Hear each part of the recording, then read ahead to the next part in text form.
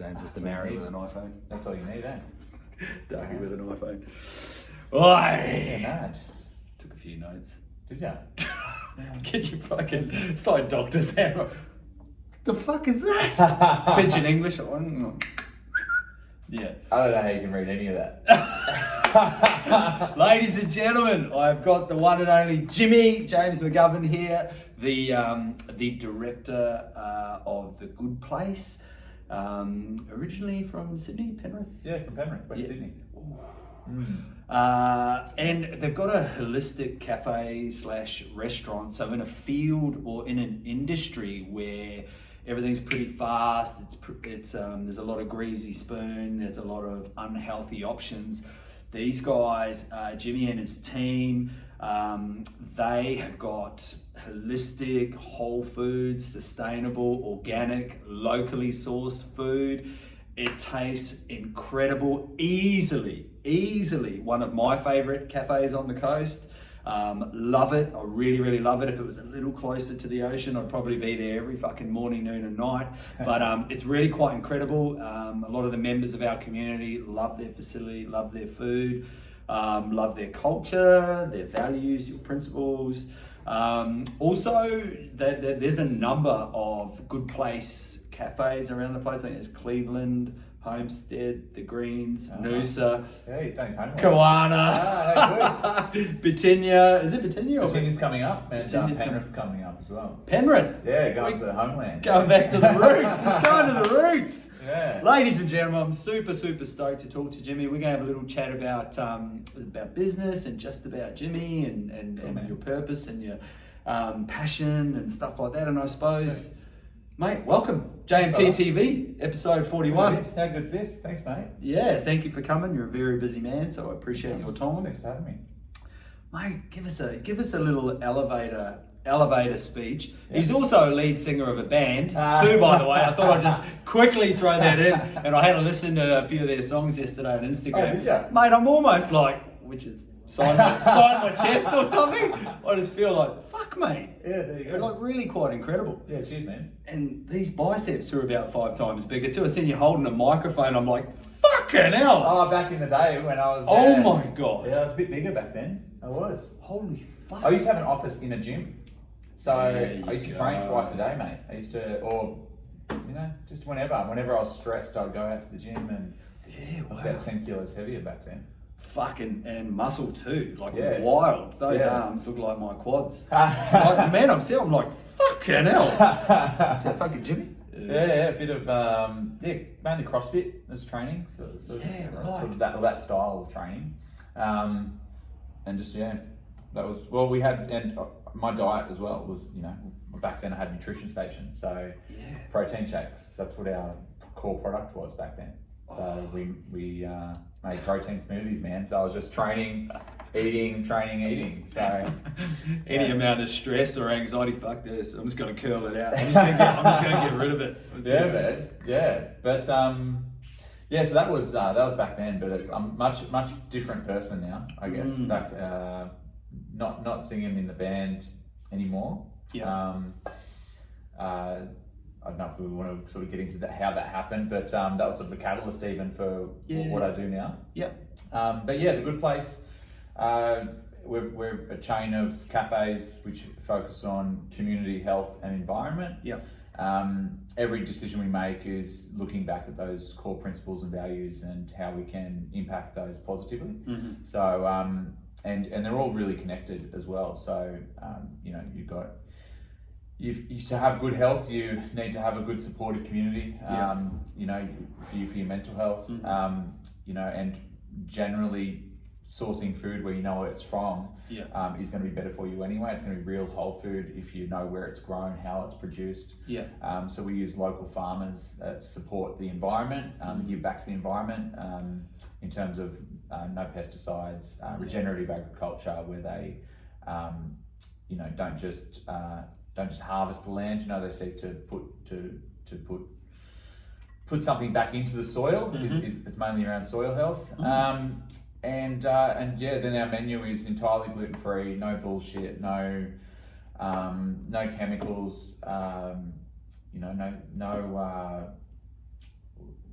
just no bad stuff, man. Just no bullshit. That's really what it is. Yeah. Which it really is too. Like you'll notice when I find myself, and I'm sure you'd agree, and many others, when you eat like real food, like just like what you're saying, that locally produced, organic, it hasn't got any of the shit in it, you feel fucking amazing. Which is you know, one of the main drivers or the sole reason I eat with you guys. I love the food. It's tasty, and it can be fucking. It's obviously can be tasty. Like you don't need all the trimmings and all. Tastier, man. Like it's real food. So you get so many more flavors washed over your palate when you eat it, because you can taste every single flavor. We're not buying something off the shelf that's sat there and it just turns, it's one flavor, or it's not even a flavor. You know, if you buy like a sauce off the shelf, you just got that one flavor. You're not really getting all these different elements, you know. So we produce all of our own sauces and things like that, and the oils we use, you know, we're using real oils like extra virgin olive oil, coconut oil, ghee, and butter. They're the only 4 oils we use. You know, so we're not using. I don't know what you think about like industrialized oils, but is that the seed oils, man, and they've got no flavor. So hydrogenated fats or something. Something like that. Yeah, and they're just poison, man. They're like that. If I can, you know, if there's two things to cut out of people's diets, it's industrialized oils, and it's, you know, processed sugar. For sure, man. Like and it impacts your health in so many ways, including mental health. That's a big part of where I am now. And you know, if you look at the progression of my hospitality career, you know, I've always, well, apart from my first one, always been in healthy hospitality. You know, I had a nutrition station where it was high protein, but that was pretty much the health call out. You know, nothing else about it was really that. You know, that we didn't go into those details. Whereas this one, we really look at all of it. Because, you know, inflammation can just cause so many dramas for health. From pain and your mental health issues you alluded to before. If you eat shit, feel like shit, think like shit, do shit. Shit all over the place. That's shit. Don't be shit. He's a fucking hero. You deserve a day off, bro. You're saving the Sunshine Coast. One fucking tablespoon of coconut oil at a time, man. But it's amazing. Like your menu does reflect that, and I know you were talking before about community and how that's super important to be healthy. Like I look at yourself and your partner, and like. You guys are out there, you're in the community. Every little charitable thing we've done, you guys jump on. I understand you're a new business as well, and I just think that's fucking awesome. Like you guys you're at all the Sunny Coast business events. You support these guys. You're over there. Like you really are a man of purpose and intent. And it's awesome, and it's really cool. And I think the Sunshine Coast is, you know, we need that, and 2, it's fortunate you're here and not in Penrith. Well, I mean, it's shout out Penrith, Western Sydney, big. We're going back, going back there. But it's go back to the roots. It's I mean, it's a great community to be a part of, and it's very easy to become a part of this community if you're willing to put in a bit of work, to be honest. Like, it's a very accepting community. So that's one part of it. But I think that for mine, that, you know, that change was I had a business failure, and that's what I said. I was much different. I was very much about my biceps, and you know, lead singer of a band and CEO of the fastest growing cafe chain in Australia at the time. We opened in the USA, and had this ego on me, man, and it was this massive ego. And then, then that's when I mentioned that I had something happen. So the drummer in my band passed away, Nathan, and he was one of my best mates. And at the time, I just you know, got out of a long-term relationship, my high school sweetheart. You know, like broken it off with her, and just before that happened, thinking that I was a legend. You know, I didn't talk to my family much.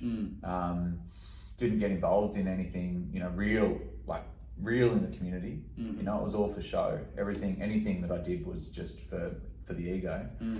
And and then when that happened, like, you know, you're singing in a band, you're lead singer of a band, you get up on stage, and everyone's just stroking that ego all the time, man. Even, and you don't like, there's no filter, there's no sift, you know, someone sifting through that stuff. So, and when your business is going good, certain people, you attract certain people that just want to be part of that, you know, and they're not there for you. They're not interested in you. Yeah. They're interested in those things that you can probably give them, you know? Yeah. And that makes sense. and then, so when Nathan passed away, man, I rejected all the people that actually cared about me, like thinking that I was a legend, man. That's so interesting. So I had this, you know, I'd never suffered depression or anything before, and I was suddenly depressed, and all the people around me just sort of dropped off. Just Hold on a second. Yeah, like what's this low mood stuff going on? Yeah, We're like not I was down always there. the life of the party man, and it was always so not having that anymore, and that's what made me realize, like, far out, I was a selfish, you know, person, and my life was quite hollow. And now, no matter what happens, like, you know, hopefully tragedy never strikes me again, but like that. But I've got a community that actually cares about me because I care about them, you know, and that's like a big part of this concept is that whole, like I said, the health of, you know, not just the aesthetic side of it, of eating a lot of protein and trying to put on some muscle. You know, holistically, you know, what are we putting in our body and how does that impact us? You know, I was on medication after Nathan passed away. I was on all these medications, like uppers and downers, and like just trying to stabilize my mood. You know, but I was drinking and doing drugs, and that's crazy. you know, like, I can't believe that. But I put the work in. I did, you know, a lot of therapy. I've even spoken to yourself and done some mind work with yourself. You know, like it takes a lot of work, and that's why people just want it sort of like a pill, a magic pill, you know, rather than take responsibility to a degree. Yeah. Give me the pill. I mean, they have the time, and they certainly. I believe they certainly have a place. They can be a segue, a little bridge, a link between to tragedy and illogical thinking to, you know. It certainly helped me get back on track, but it's not something you should be on for the rest of your life. I know, man. And that's where the system's a bit broken.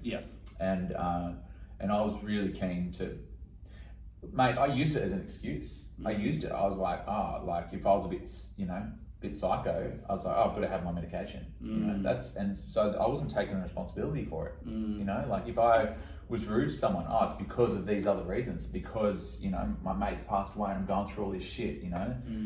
It's not because I'm a shitty person and I've just got to take a tablet and make me better, you know, like that's, and that's where, and it, you know, what are you eating? How are you sleeping? Like, you know, if you're drinking, you know, like you've got to accept responsibility for all that stuff. And that's hard. Like, that takes time, and, you know, you can't, I don't judge people who aren't at that point yet. And I still make mistakes all the time, like all the time, you know, like far out. It is hard. It's better.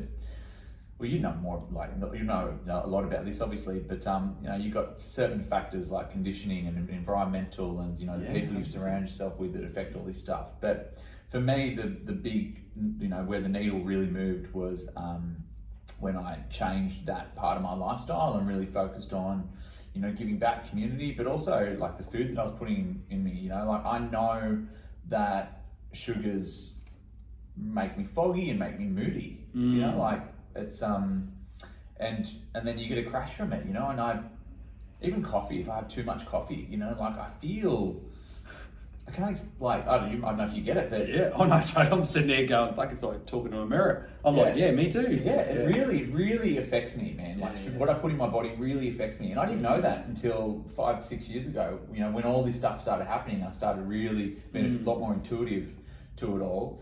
And fuck, what a shift, mate. What Yeah, a man. change. Yeah. Holy shit. And that's why the venue is what it is. You know, when I was a kid, I loved the environment. And I wanted to be a scientist. I wanted to, you know, I loved the ocean. I loved animals, loved well, that's another story, but I love birds in particular. I had hundreds of birds in my backyard. Fucking hell. Yeah. I got a fucking jungle in my backyard, ladies and gentlemen. Yeah. But I loved all that, and then I moved away from that. You know, like you probably your teenage years, and you want to be cool, and it's very important. Yeah. And then I let go of all those values, and then I bought that, my business when I was 19, and I thought I was a fucking legend. You know, I thought, oh, look at me, I'm the youngest guy that's ever owned this. Had a Red Rooster franchise. I thought that was a massive achievement, man. Red Rooster franchise. Holy fuck! I can see the little integration here, birds. Yeah. Breeding them to cooking them. Yeah. But, Beautiful chickens. Yeah, man. But, and that's part of what got me on. Like it's all a journey, but that's where it started as well because. What a fucking interesting dude you are, mate. Like, oh my god. Yeah, man. But that's how I got fat. I got fat from. Because I was always athletic as a kid and as a teenager, and then you move into working 7 days a week, owning your own business, working 7 days a week, eating chicken and chips every day, and you're not training anymore. I wasn't playing sport or anything, and I just blew up. That's what got me into protein shakes. That's what got me into even being interested in nutrition. It's funny, like all these little things that happen along the way, but then that's what got me to nutrition, and that's what got me into Nutrition Station, and then have had health concepts ever since, and really been interested in all that stuff, and then just the personal learnings along the way is what it's brought it to now, where it's all about holistic.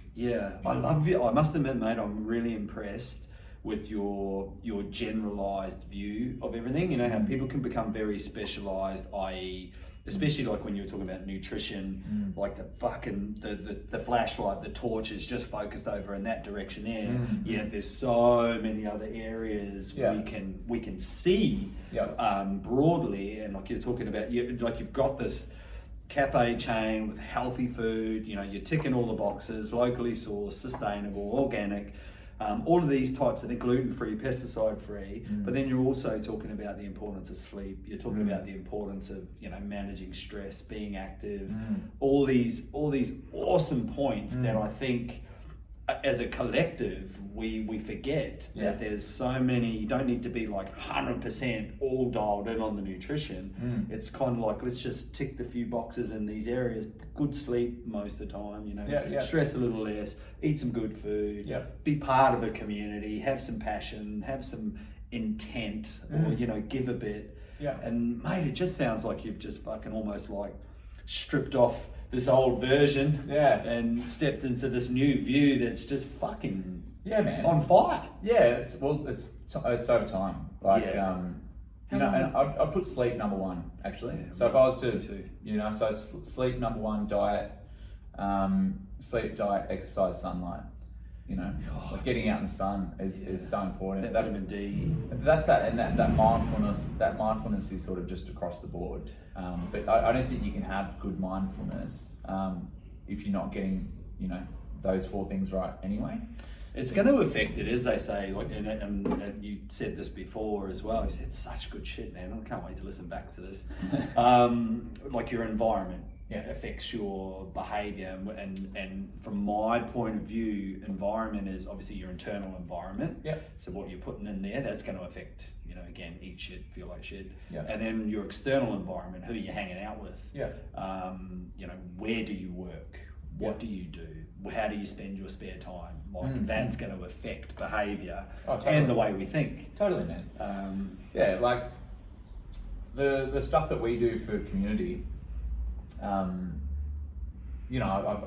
often say it's not particularly selfless. It's very selfish. Because I feel really good about doing stuff in the community.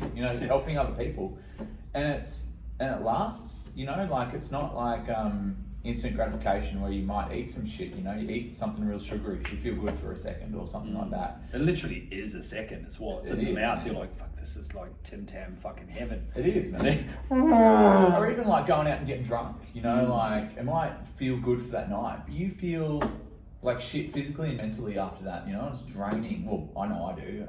Fucking definitely. And you don't do, like, generally you don't do anything good, you know, and and over time, like, it just erodes at your soul and you feel quite hollow. Whereas if you go out and you're just anything, we do beach cleans. We're doing a beach clean tomorrow, you know, so we do beach clean for one of our venues nearly every weekend. I saw that actually. Yeah, man, like, it's mad. You go out and you get up early, you have a coffee. We shout everyone coffee and these swap and go cups. You meet new people. All these randoms just show up. You walk down to the beach. You're picking up rubbish, so you get some sunlight. You're just chatting to people, man. Yeah. Like it's not a chore. Like it's not a chore at all. It's cool. Like you meet all these cool people. And you're contributing to your own health. You're getting sunlight. You're building community because you meet new people. Ticking fucking boxes. You're helping the environment by taking all these single plastics off the beach. Man, you feel so good. How often do you do them, Jim? How often? Every week, man, from one of the venues. So we do them about once a month from each venue. Gotcha. But because we've got multiple venues, there's one happening every week. So we've got two happening tomorrow. We've got one from Kawana and one from Waterloo, like from a Sydney venue. We'll have to get the links and the details. I'll have to grab them off you because I'll put them in the down below in the content. So because that sounds fucking incredible. Yeah. That is awesome. And I must admit, it was only because I was scratching around for a bit having a look that I saw it and I thought, that's fucking so cool. Yeah, man. It's pretty cool. It's so easy, man. It's so much better than just running a cafe day to day. You know, like we do all this cool shit. To be honest, we've got like all these cool projects, man.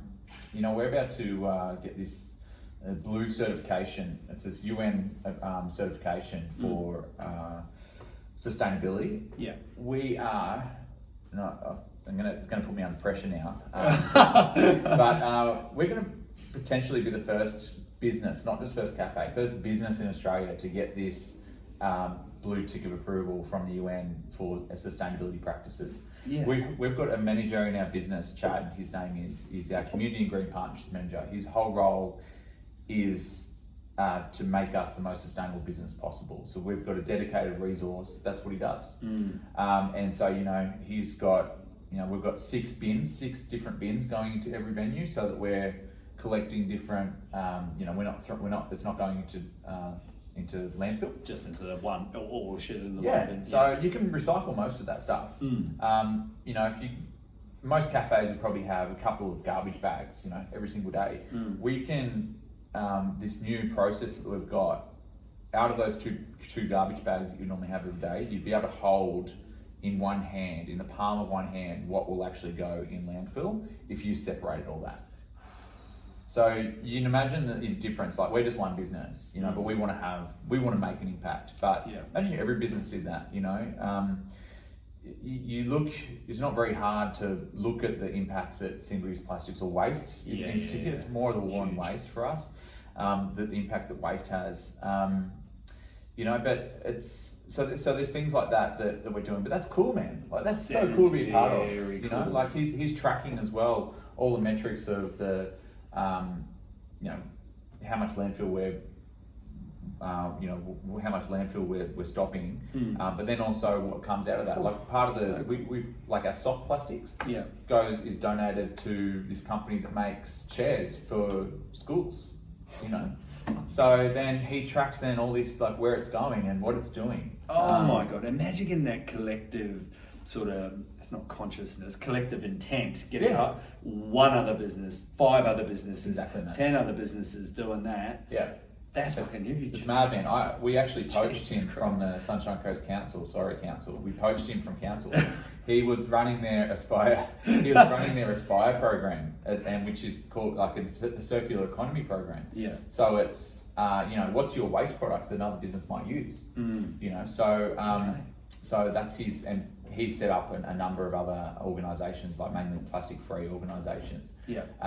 But he was running this Aspire program because the thing is, most people Well, there's generally someone else that wants your waste. Yeah. You know, it's like when you're a kid and you see those trash and treasure. You know, people are taking that. You know, I still scratch around in everybody's yeah, shit. How good is it as a kid? You know, you go into this trash and treasure.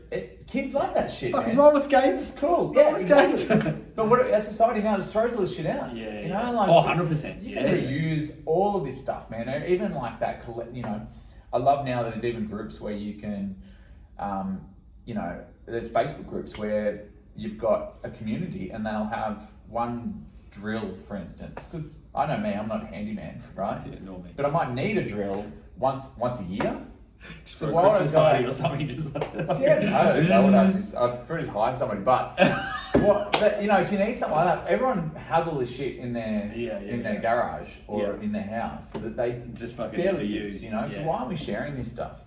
Or you know, why aren't we upcycling it? You know, or why aren't we giving it to somebody else to use? You know, like it's crazy the conditioning. You know, we're such a the consumerism is what it is. You know, and I'm not. I'm a believer in the economic model. Like I'm a believer in what we're doing. I think that you should reward hard work, and so I'm not. I'm sort of sit in the middle of that. I suppose that left and right wing. You know, I run a business myself, so I don't believe that everything should just be shared without work being put in. And I think that people should be rewarded for that. But I do think that we could do things much better, and I do think there is corporate greed that affects this stuff happening, and that's when you get consumerism, because you've got people that want to squeeze more and more money, and then they don't contribute to the environment, they don't contribute to health, or they greenwash. They tell you that they're doing these great things. I mean, I don't know if we want to get here, but like the Macca's is a prime example. To be honest. Like they sponsor Clean Up Australia Day. Mate, they are the worst. Their product is the worst that's out there. You know, it's you go any beach when we do these cleanups, half it's from Macca's. You know, and then so it's a bit of we sponsor one day a year where people go around and do this shit. I mean, that's not bad. That's good that they're doing that, but they're doing it. I don't think they're doing that for the right reasons. If they're doing it for the right reasons, why isn't all their packaging 100% compostable like ours? We're a small business with much less money than them, and we have 100% compostable packaging. You know? I think it comes down to that intent and that, what's the purpose of that whole thing? But like you said, it's the corporate machine. Yeah, man. Just tons of money, just spitting it out. They don't. I think again the intent's so different. Like you're passionate, you're driven, you're giving back, like literally giving back in more ways than one, lots of different ways. And I think that's where it comes down to. What's the whole purpose of Macca's? I mean, even I was just thinking about them when you were saying even their fucking French fries. You think about foods as human beings. Like the most addictive things, salt, sugar, and fat. Is that right? Salt, sugar, and fat. Yeah. And a French fry's got all fucking three. Oh, it's highly palatable. Which is one. Like, who the fuck can eat one fry? If you're gonna go open that door, you're fucked. I smash them, man. Yeah, you just that and Cadbury chocolate, man. There's no chocolate in a Tim Tam, like no real chocolate. Really, I didn't know that. Yeah, I found that out a little while ago, but it's a complete chemical shit fight. Yeah, I believe that. Yeah. Fucking off to Tim Tam Island, just smashing Tim Tams. They taste good, eh? They're fucking incredible, to be honest. I just fucking like smearing myself. But that's part of the problem, hey? Like we're so conditioned to that, and we're not. It's not even like a sometime thing anymore. You know, it's like we used to. I think that even I'm only 34, and like I've seen that where it used to be. You'd have a dessert or whatever. Not really my family, but that was, I suppose, a social norm. You'd have dessert, so there's that one sweet treat a day. And then, often it wasn't what we now consider dessert. Like now it's really, extravagant. But then you wouldn't be eating chocolate every day. You wouldn't see people now. It's a pretty common thing to see people stop at a servo, pick up a chocolate when they go there. Yeah, 100%. It's not just so. Because when you talk about balance as well, like far out, I'm not here being a narc, and I'm not gonna be calling everyone out for eating whatever or for using single-use plastics and blah blah. Just my thing is just try to do a little bit better. Just make a couple of changes to be a bit better, and do that over time. But I mean, it's interesting to see all that, and I think that I think that is the consumerism, man. Like, you can't get away from it, can you? And it's so palatable. It tastes so fucking good, and it's there all the time, and it's cheap as 100%. shit. You can buy you can go in and buy chocolate for 90 cents, man. Like from the, I'm always talking about servos because that's how they Servo's kind of fun. One thing I do like about the servo is you get the $1 coffee type number. Ah, true. Oh, I just get the black coffee. Yeah, it's yeah. $1. Yeah, And yeah. I'm like, fucking, this Yeah, I've done that on the road. Get those dollar coffees. gives me a slice of happiness. Hopefully you're using a keep cup, man, when you're doing Mate, that. I can't lie to you, Jimmy. I'm one of those fuckwits going to grab a new cup every time. Well, bro, there's even a cool thing. So we do this thing called green. Well, it's green caffeine. So these guys from Kawana, South Wales, Yeah. where it's a cup that if you come in to a servo servo should use it, because if you come in and you've forgotten a keep cup, you can borrow one like a library book, and someone like 7-Eleven, this would be great initiative for them. There's one little change they could make, because then you can take that back to any other 7-Eleven. Right, so as long as you bring it back within 30 days, you don't get charged for it. Same as a library book, you don't get charged for it unless you don't give it back. So, like things like that, and this is like green caffeine, they put it into all of our venues for free. It doesn't cost me anything to put that in there. Every cafe could do this. Every servo could do that. Yeah, again, it's that collective intent. Yeah. Get everybody on board somehow, some way. Yeah, it's a great initiative, man. And it's just crazy that, and their whole thing is, to minimize waste, to recondition us, to stop thinking of everything's disposable, because that's where we're at. That's sort of that's the paradigm shift that we need to have. Paradigm shift, yeah. That we need to get to that. Well, everything is just easy. Yeah. Let's keep it convenient. You can go to there and you can get one of these cups. But then you just got to take it back. Yeah, it's that result. It's almost like we look, because I remember growing up in the 80s and stuff like that, and like my grandfather and stuff, like everything, like if you got a hole in your pants, fucking grandma's there with the needle and thread. It's not just, there's a little hole, ditch it, get something else. Yeah. And same with the TV shits itself. Granddad's in the fucking backyard for half a day trying to figure out how to get the TV going, as opposed to let's just bin it, chuck it out on the front lawn or in the landfill or whatever. They were just so resourceful. Yeah, man. But obviously dropping the ball in other areas, but It's that globalism as well. Like, it's so easy now to buy a shirt for $1. So if your shirt gets a hole in it, you go to Kmart. I'm not even kidding, $1 for a shirt. Or $5 max if you go on Kmart and PW. That is insane. Yeah, like, you look at that and you go, how did they do that? And that's when you start thinking, right? That's when you, instead of looking at just that price tag, you go, how are they doing that? yeah, How much are these people getting paid, for one thing, Yeah. to produce this? yeah, Where is this product coming from, and what is it made out of? Is it a synthetic material? How are they producing it so cheap? Because natural products are generally more expensive. yeah. And how are they then transporting it as well? How are they doing all of that and still making money off a product that they're selling at a retail level for a fucking $1? Yeah. Like, you just start to think of all that, and that's when the dominoes start to fall, and you start going, maybe I should look into this a little bit and make some better choices around this stuff. It'd be fucking terrifying to crack open that box. Oh, bro, it is. Oh my god. It is, man. You should see there's these fucking islands where there's a couple of things. So there's islands, I don't know if you've seen these islands where it's just dumped for single-use plastics, for one thing. But then there's these deserts, I forget what they are, that are just mountains of clothes. Oh Mountains. my god. I'm not even exaggerating when I say mountains, man. Like, you should Google this stuff, man. I wish we had. I wish this was James. What's it called? Joe Rogan. Jamie, just look that up for us, bro. Yeah. But like, mountains of clothes, man. That are just there as waste. Like, people wear it a couple of times and then send it, and then it's transported over here. We put it in those Vinnie's bins or whatever, because we think we're doing a good thing. They don't use most of it. They send it back off overseas, back to where it came from. Oh my god. Fuck, man, just look at the journey of that. And there's Natalie from 100, what is it? Now I'm under pressure. I'm not going to get this right, am I? 100 million women, I think it is. Oh. She was fast fashion.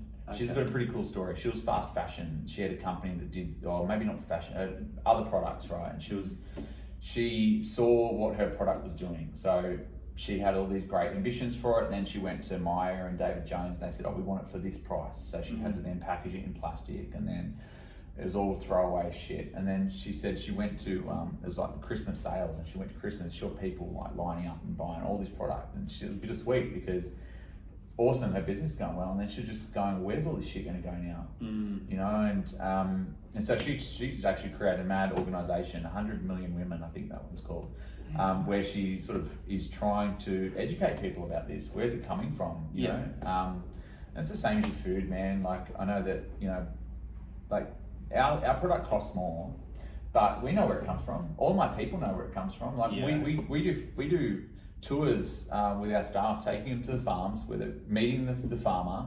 Like this morning, you know, I was just in Kawana just before I came here, Kawana venue, and Dean from Pig in the Middle drops off our pork. You know, like the farmer that's producing this product is the farmer that's dropping it off, is the person that's dropping it off to our venue.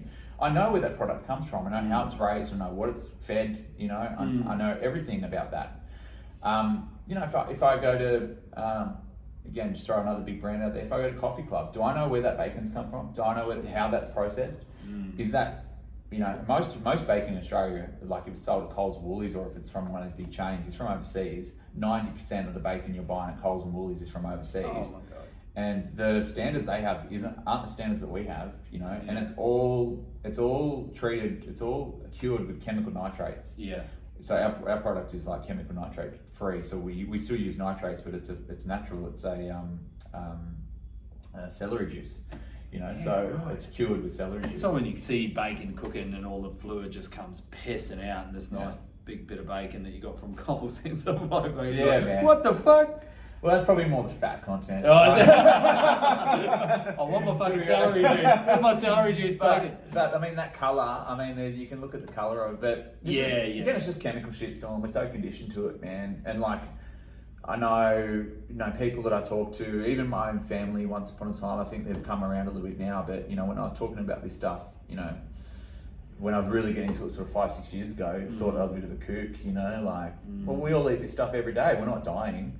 But we are. Yeah. We are. You look at cancer rates, man. You look at metabolic illness. You know, you look at inflammation, like that. You all of them have mental health disorders. Mental health, man, and shit like that. You look at all of it, and there's other things with it. You know, it's not just the inputs. It's not just the food. It's the environment. It's this whole social media thing that we've got going. It's you know, nobody reads fucking books anymore. They look at 15-second content on social media. Yeah. You know, like I've gone the other way. I can't stop fucking reading. Pile of, you know, but we're a minority, I suppose. It's good, man, and it's the same as junk food, man. It's very palatable. This 15-second content, you know, but it's junk information. You know? So true. It's junk information. Mate, I reckon we could talk for about 6 hours. I reckon just solid. I don't think we come up for a breath of air. You and I. Fucking hell. Yeah, bro. Mate, I think this is really incredible.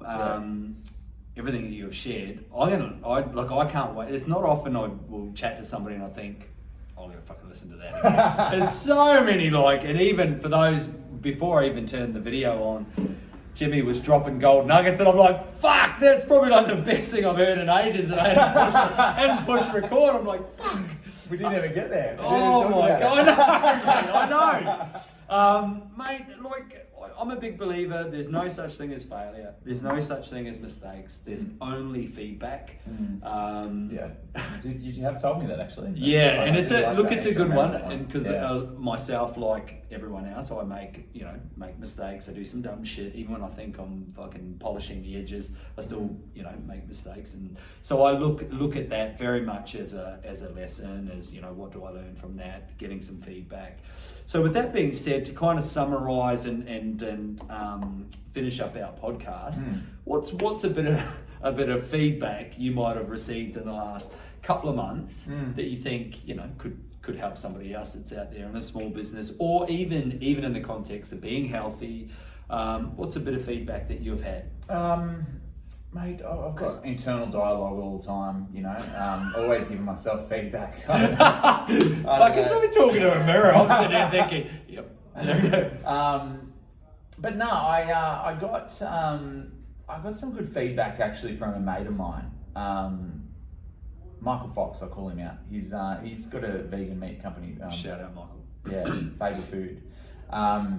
good business up here, and I've got all these, obviously these community practices that we do, you know, but he pulled me up on sort of being a little bit incongruent to my own values, you know. Oh, champion. Yeah, but he did it in a really good way, you know, and I think that it's good to, like, you sort of get out of yourself, and you're not present sometimes, you know. And for me, I'm always looking, you know, years ahead, you know. So I'm always in that point. You can forget about what's happening around you, and you forget about, like, it's a different thing for me. It wasn't even an ego thing, you know. I think I'm pretty good with that whole ego thing now, but I was definitely sort of neglecting people around me. And you know, for your personal life and for your business, you just can't do that, and that's incongruent. You know, I'm talking here about trying to help people, and I'm not helping myself. I'm not helping the people that are closest to me, or the people that are good to me. You know, so just pulling back and stepping and you know, auditing yourself, and I think that's really important to just keep remembering to do that, no matter what, you know, what your goals are. Love that, man. I love that word, congruence. You know, as you said, being incongruent or out of alignment, in alignment, those types of things.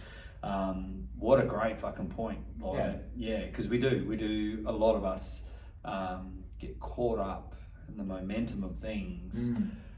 Things that really, at the end of the day, it's not the important people in the world, and it may not be, you know, high on your values list, but for some reason, we're going down another pathway enthusiastically at 100 miles an hour, and losing sight of what is important. And what a fucking champion of a dude to come out and say, come on, man, get back in line and stay in line, type thing, with what's important with you. But do it in a way as well that just sort of made me realise, you know, you don't have to be harsh with, you know, to lose friends over shit, you know, or you don't have to... Delivery's everything, isn't it? It is, man. And not judge, you know, not having judgment about that stuff, you know. Everybody makes mistakes, I think. So, you know... 100%.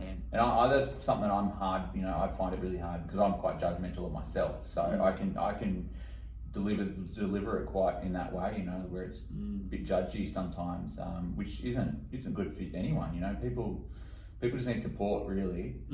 So, yeah, thanks, Michael, for that. That was fucking shout out, Michael. Thanks, good Lord, mate. Yeah, giving us all a bit of a reminder. It's a good reminder, man. I actually think that's fantastic. I need it too. I'm sitting there thinking, fucking hell, could you come up with anything else? Tell you another good guy. You know, I just saw it here actually. Something. Nathan. Yeah. He's a legend of a bloke. He's another passionate man, mate. He's awesome. He was nearly wearing his t-shirt. Actually, I thought I forgot my fucking work shirt, and I saw his communities service shirt. I'm like, fuck, well, that would be alright. Yeah. No, he's a good dude. He is, man. I was selling my Harley, right?